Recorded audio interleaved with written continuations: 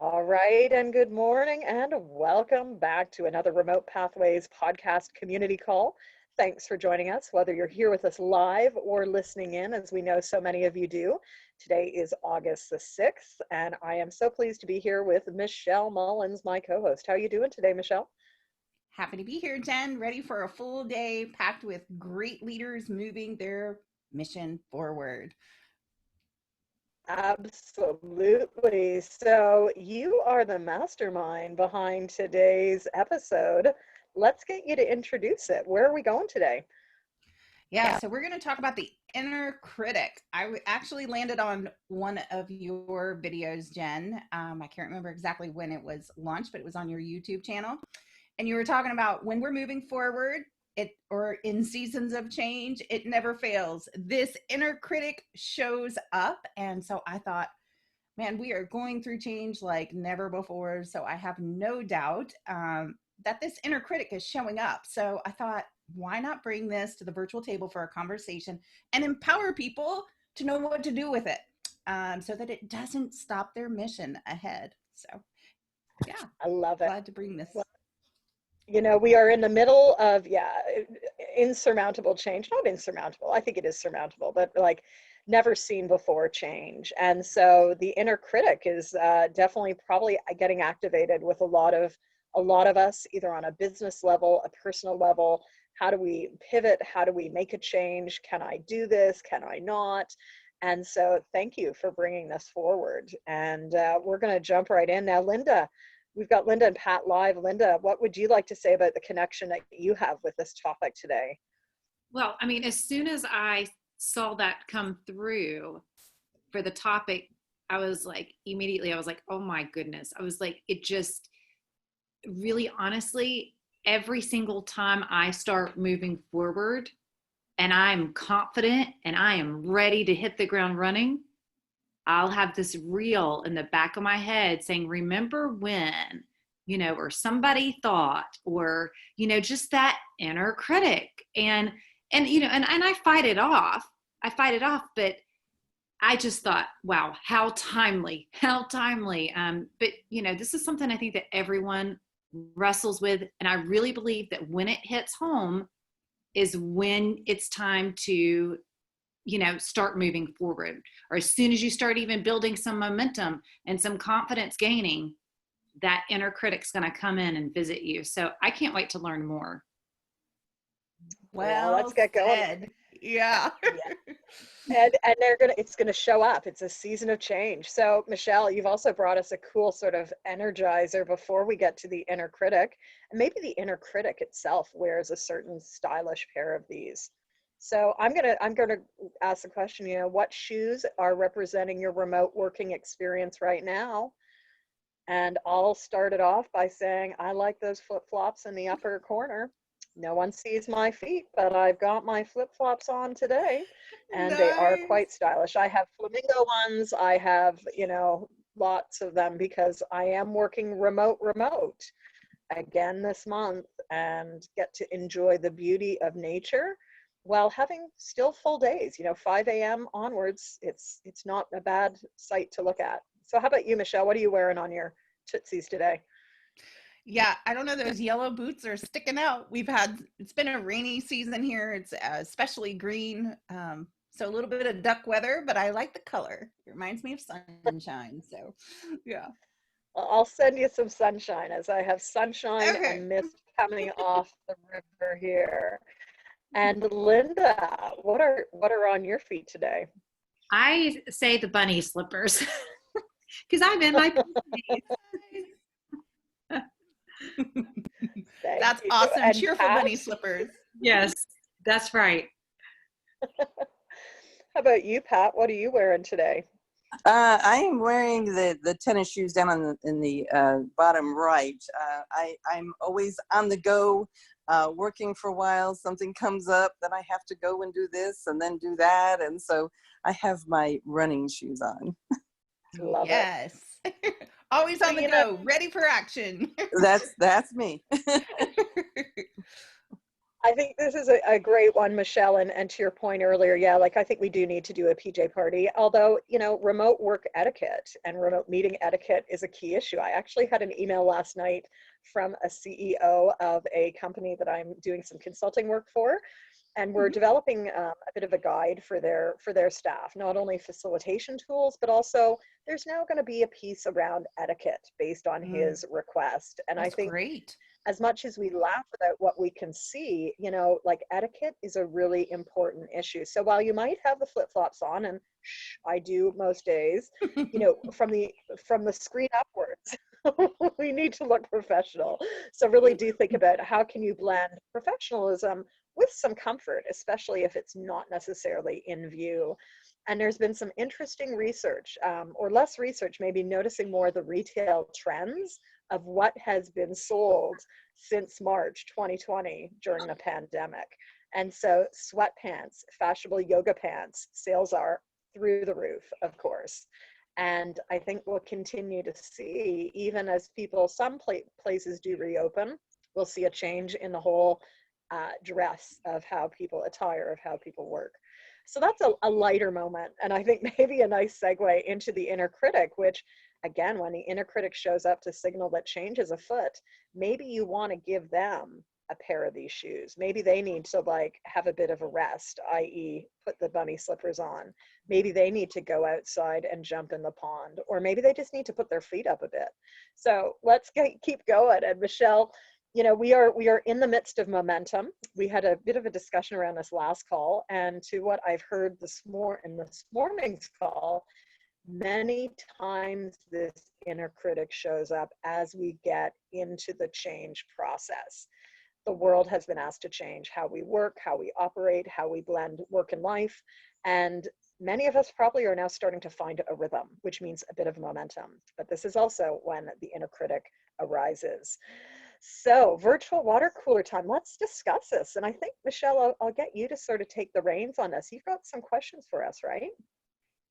Yes, I think they're on the next slide, but yes, I just love those visuals because they show up, right? So we're going to be talking about what they look like, what they sound like. So I'd actually ask you to get in your remote reflection chair just for a moment and try to tune into that inner critic a little bit, and let's see what kind of information that they're saying to you. But I'd love to go around the virtual table again and just ask what inner critics are showing up in your conversations, either with you or just what you have heard. Would love to hear what's happening out in the virtual world. I would say, this is Linda. I would say again, just to kind of revisit, I I just took note recently that as I started moving forward, the um, the things that were coming up, not really within a conversation within anyone else, but just within my head, Mm-hmm. reminding me of things from the past, or um, also comparisons. Mm-hmm. Yeah, great words. Yeah. Mhm. Mhm. Very familiar. Yeah, I've had those voices too. Yes. And how about you, Pat? Have you ever heard, like, what is the inner critic saying? Have you heard any? Well, the inner critic is kind of telling me and doing things like challenging what I'm doing. Like I'm doing well in this area, but I'm not really focusing on this area, and I really need to be focusing on this area as well as this area. And so it's just a thing of, I guess, uh, knowing what to do along all areas, and kind of uh, not just focusing on one thing, but inadequacy, I guess, of I'm doing this, but I should be doing that, or just that kind of inner critic. Yes, absolutely. Again, another very familiar voice, right? Yeah. One of the inner critics that'll pop up in my life is, I don't have enough time for that. And usually that's not true. You know what I mean? But there's never enough time. Mm. So it's, yeah, I always have to go back to those facts to say, is this voice even telling me the truth? right now. How about you, Jen? What inner critics, what are they saying to you? Oh, well, they're, you're not fast enough. That's all. It's not moving fast enough. And it's been interesting because I've had a big inner critic show up in recent weeks. And it's, I have to sort of also help it reframe that, you know what, like the world is a big place and that's okay. It's like, so I'm thinking today to your question here of like, what do they really sound like? And they're like a super fast, high pitch pace. They actually have a bit of a voice. So they wouldn't just have like running shoes on. They actually have like rocket shoes on their feet. And I have to keep reminding myself, like I think there's a piece of the inner critic, like we need to get to understand what their voice is and what they signal, but then how do we want to react? Because that inner critic can take me from running fast to all of a sudden just like, oh, why would I bother? Like, I'm just not even going to do this. Like, forget it. I'm going to throw in the towel, which is totally not my style, but it's so powerful that the rocket pull has me almost moving to like no momentum. It has me just getting stuck like quicksand. So it's So interesting. interesting. The inner critic shows up for all of us, right? Yes, exactly. Exactly. Mine's very critical, so the great word, critical spirit. Like, so this, like, inspection, or those glasses looking down, like, are you sure you have time for this? You know what I mean? So, yeah. So I understand. I love what they wear too. Yeah. So any other voices in the room that you would hear if you pay attention to, if you tune in for a minute and consider the inner critic, what do they sound like? What are they wearing? Are they wearing, what shoes are they wearing? If you were to describe them. The words that I just hear are inadequacy and insignificant. Like, so my inner critic makes me small. It makes me very, very small. So then therefore, again, like what Jennifer just said about, well, why even bother? Because the world, we're kind of programmed by how many followers, how many likes, whatever. Things are really, we're programmed by the numbers game.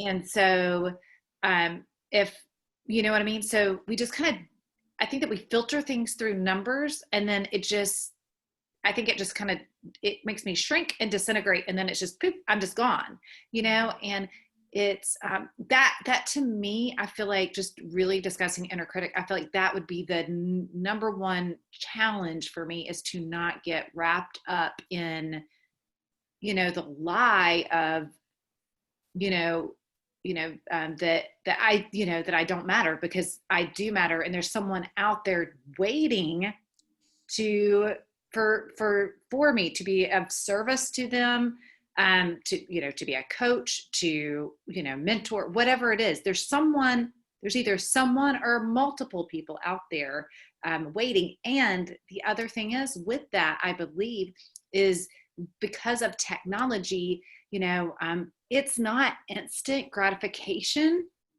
the people that we reach. It could be months or years, and then something comes through and they're like, oh yes, I saw this video. Just like Michelle, you were bringing up how you kind of landed on this, was an old, a YouTube video of Jennifer's. Yeah. So it's like, we kind of, in the whole instant microwave, instant gratification world, we need to wrap our brain around that, this work and whatever we're producing right now is going to remain. And that's the beauty of this technology and this remote world, is that it's going to remain and impact others in the future. And it can market itself and bring people in the future to us that we really don't realize. So anyway, that's something that's, really, I don't know, just as I'm processing and talking, kind of going through almost a coaching process here. Beautiful, yeah, Linda. Jen, your heart has to be exploding like mine right now. I just heard in action, flipping the switch on that inner critic and being like, whoa, wait a minute here. Great example, Linda. What are you hearing, Jen? I'm hearing the exact same thing. And actually, the question that was bubbling up was like, So if we know our inner critic, what's the antidote? And you've really given us the antidote there, Linda, of like, there's the whole digital footprint, right? There's a reframe here of like, okay, yeah, maybe it's not an immediate impact, but you know what? We're laying the seeds for something greater. Like, I feel very honored, Michelle, that you came across this older video, because I think it must be 3 or 4 years old. And, you know, in my work, in our work, we really see there are changes, there are themes that emerge, but I think the inner critic, as we go to grow and affect change, absolutely. It's like the last year in our professional work, in my professional work, and like even bringing out remote pathways, bringing out this whole body of work, it's like, yeah, well, you know, like, why don't we have 1 million people all of a sudden? But, you know, maybe we'll get there one day. 6 months ago, 8 months ago, I had no idea. When I set a goal for working with 250,000 remote professionals this year, I thought, oh, that's really far off. There's no way. But here we are, you know, mid-year, just a little bit beyond mid-year, and look at the world has changed. It's very much in reach. So we want to also reframe and look at the antidote of the inner critic, because it can totally arrest us as well. It can stop us. What are you thinking, Michelle? Yeah, over on that next slide, I think it is. If you'll move us forward, if we travel forward, yeah, you know, we can learn information. So before, I would say the inner critic, I would try to avoid the inner critic, like, and you can't really. It's better to just gather the information, right? Like it's you telling you something. You know what I mean? Like, what can you gather from that? Number one, like you said, where's the positive in that? What am I noticing? Oh, I'm moving forward. Oh, wait, you know, if you can bring that awareness, it brings peace, and you have that understanding of knowing what to do with it. So I would go right and ask myself that question.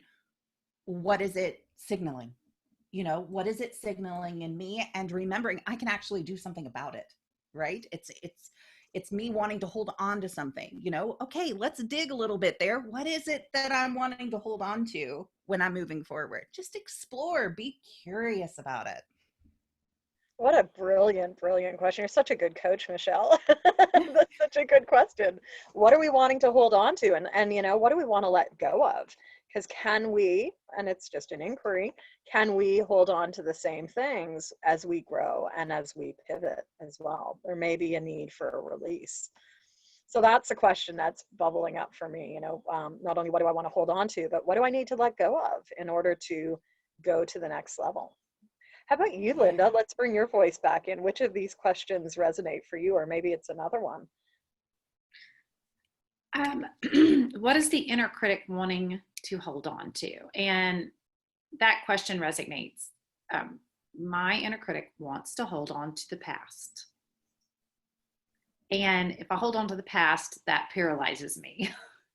So that's kind of like a security blanket. I think that, you know, it really is asking yourself, okay,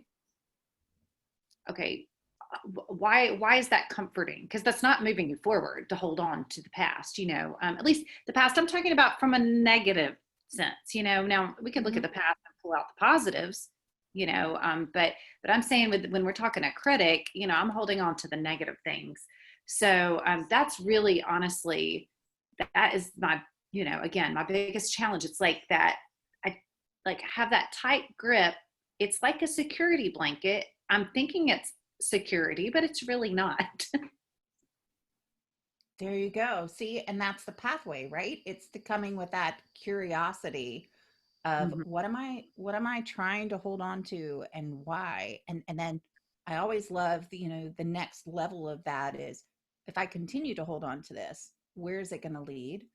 Or if I let go of this, what are the benefits of letting go of it? And really doing that hard work, it really takes you on a journey. And then again, it comes back to that, wait, I can use my decision making. Which road do I want to travel on?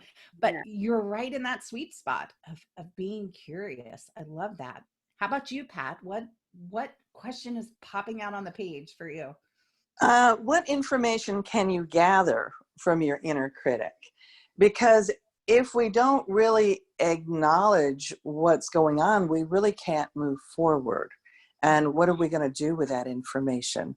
So, you know, even though it's there and even if it's in the back of your head, you have to acknowledge it and make some decisions and choices on what it is so it doesn't hold you back. Yeah, we got a lot of forward-moving people on this call today, and I love it because I know other people are going to be watching this YouTube video and they're going to be like, oh, okay, this is very helpful. So thank you for bringing your voice to the table. Your voice matters in this. What have we got Well, next, Michelle, Jen? well, you know what? I just want to acknowledge you because thank you for bringing this up. I think this is one of those conversations that until someone raises it, it probably isn't one spoken. And most people think, oh, it's taboo. It's taboo for us to like share it. But, you know, this is a natural part of change. So I just want to acknowledge you for like picking this today because it wasn't originally on our map, but I think you've really honed in, obviously, as you've heard from our comments today, to something that is so important. And if all of us are experiencing this, what about the people that we're working with? And so are we listening also for the inner critic? Are we, if we're coaching or leading, are we leaving space in the conversations to acknowledge that this may be an experience that people are moving to? And the questions that you've asked today are brilliant. So thank you, Michelle. I gotta say, I pulled from your body of work, Jen. I mean, so because you have been in there embedded, so like that compass in me, like, oh, I bet Jen has something about this, you know. So I went searching. So right back at you, my there friend. We go. Well, there we go. And that's part of like why I like to create. And Linda, thank you for raising it. I know Linda writes, so it's like you don't know the impact. And our digital footprint is much bigger and longer than our physical footprint as well. So with that, yeah, let's flip the switch. Here's another set of questions. Should we spend a few minutes here to sort of think about how do we round this out, Michelle? Take us through these. And if we don't know that answer today, pick a question and take it with you to reflect upon, right? This is the empowering part where we flip the switch. We turn the light on that inner critic and say, wait a minute, what do I want to do with you? Do I want to put those bunny slippers on you? Do I need to put those duck boots on you and kick you out the door to play in the rain so I can get things done? Or do I need to tune in? So, or what's another way? That way I can think clearly, you know, what's another way of navigating this change or approaching this change? There's a better way forward.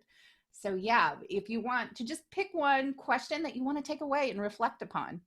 I just, as soon as I read the first question, my brain just went immediate to it. So what do you want to do with the inner critic?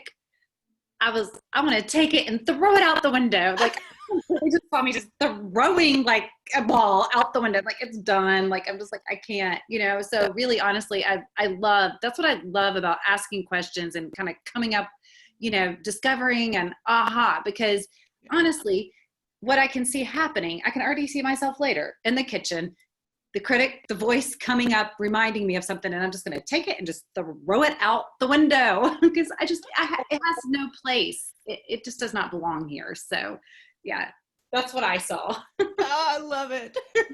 That what question got your D hat going, right? It's awesome. Love it. How about you, Pat? What question would you like to take for further reflection? Oh, let's see. I really like what Linda said. That just resonates with me totally. Just throw it out. It has no place here, but we really do need to acknowledge what's going on and another way to approach the change. That's really important.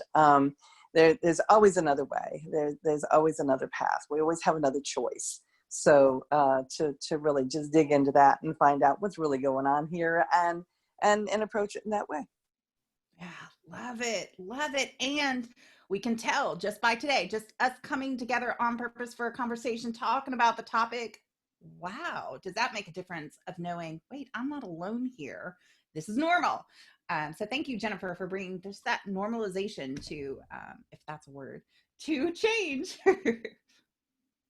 Yeah, and I'm going to share mine because I think I'm going to put some other shoes on my inner critic actually and invite the inner critic behind the podium to magnify. So I'm going to put those, like, I think you had a pair of very high-heeled like bejeweled shoes, which are totally not like me, but I'm going to give those to my inner critic to actually work as part of the team and be behind the podium. And so they could be like the, you know, the sassy, really, you know, visible front. So that's my flip the switch. It's not kicking them out of the room. It's actually enrolling them into the team to bring some of that suave, you know, dazzling attention to my work, to the body of work. So thank you. To use it, like pull it in and use it as a strength instead of a weakness. Yes, an invitation in, right? Like, because I think there's also, and this may be going a little wider than this, but like I think in our work as coaches, like we work with the inner critic, but we can also work with our future self. And so I want to bring the inner critic to work with my future self as well. Woo! My future self's name is Fire. So I can almost see, and Fire's a bit of a diva. So this inner critic is a bit of a diva as well. So I got to find a new name for this inner critic, because I have a feeling it's going to keep showing up. It's going to keep showing up. It's not just like if they leave the room, they're going to keep coming back. They're that type of person. They're going to bang on the doors. So let's just like welcome them in and say, you know what, there's some learning here, and let's get you to be part of the team in your own way. But of course, they're not the boss. Love that awareness. So good. Hey, you can show up. Just put on a different pair of shoes, because we're taking a different journey here. Yeah. I don't wear high heels, but she can. That's so funny. I love that. That's so great. Thank you for that pivot, for sure. All right. Well, thank you. So any other final comments? I'm noticing our time.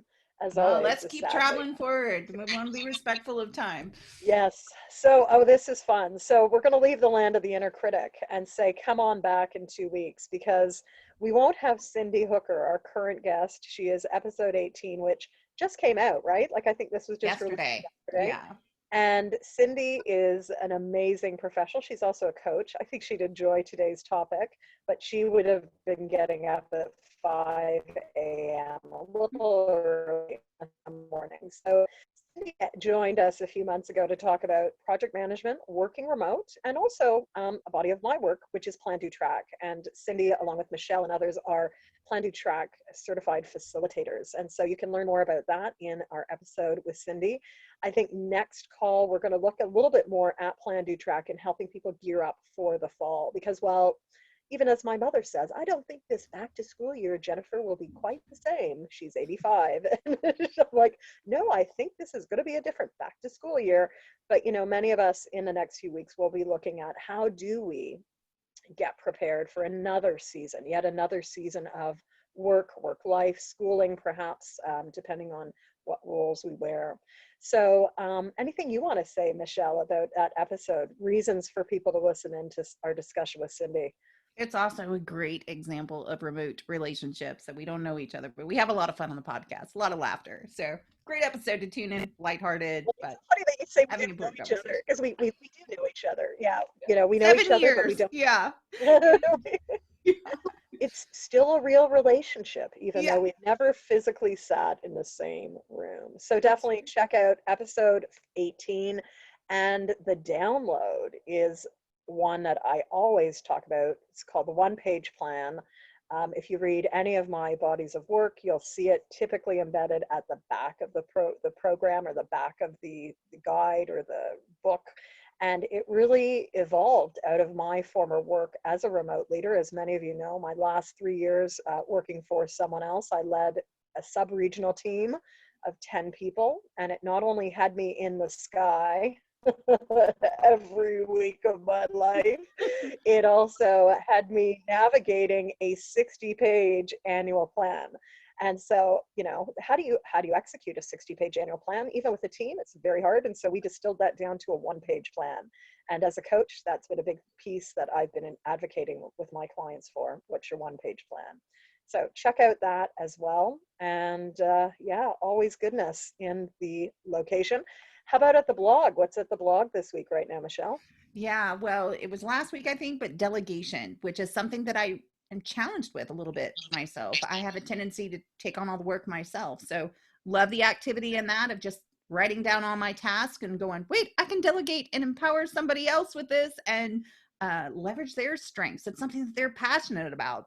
And again, I can move forward. So check Like it a out. Yeah, like a boss. It's, as a business owner, as a leader, how are we empowering others? In my work recently, I've been doing a lot of talk about the paradigm shifts that we're seeing, and certainly leadership in the remote space. We have to empower others. We have to get better at delegation. And when we delegate, it's not just to give someone work, right? Like when I was a younger leader, it's like, oh, you're just giving me work. It's like, no, part of the role of leader is to help people see how will this task or how will this item help themselves grow as well. So we do want to go back and think about many of the themes we've looked at here in recent weeks.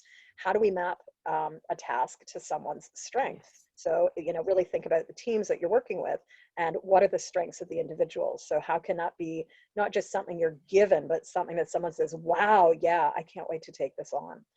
So delegation. Awesome. Conversation, connect delegation to conversation, right?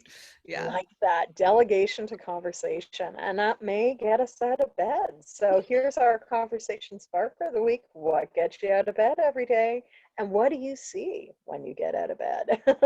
What do you choose to see? And there's an interesting part of the brain called the reticular activating system, the RAS, and actually it filters what we see. So be aware, maybe not only what gets you out of bed every day, but what do you notice when you get out of bed every day? That's Be thinking about that one. I so like that. yeah, it's a bit of a reframe. We might have to do another conversation sparker because again, we've got these every week. And one of the things I'm committed to doing, I was sharing this with Michelle, I'm committed to doing a bit more on Instagram for the month of August. So every few days you'll see a new post. If you haven't joined us yet at Instagram, check us out at Remote Pathways, and of course over at our Facebook page. So it's almost the top of the hour. What's our inspiration thought this week?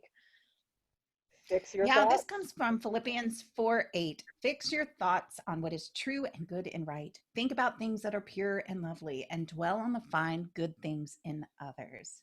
Just aiming your heart and you're noticing somewhere else and noticing it's the top of the hour. So we're going to fix our thoughts on good and lovely and equipping you in case you have to hop off this call. We want to be respectful. So any final words from you, Jen?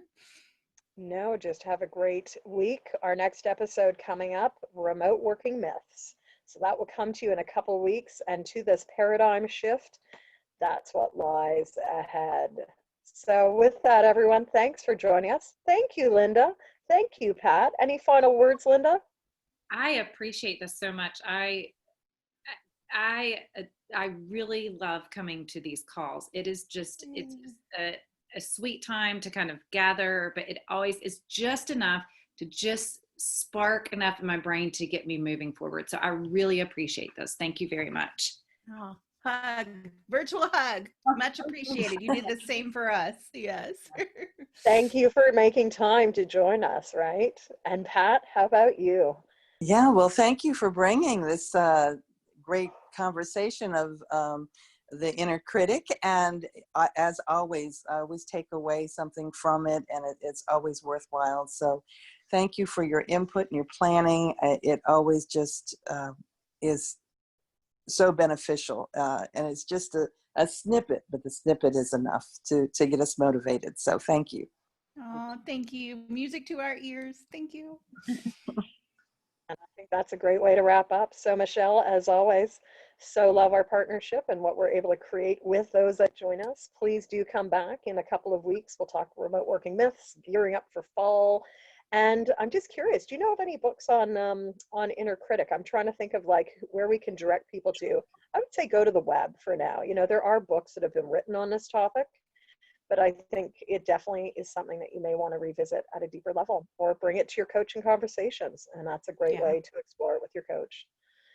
The mind renewal. Be transformed by the renewing of the mind. Yeah, there's something there. So yeah, explore. All right. Well, thanks, everyone. Over to you for final words, Michelle. Yeah, just have fun.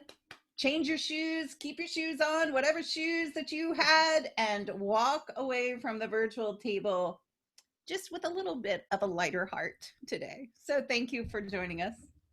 Take care, everyone. Be well. Bye-bye. Bye.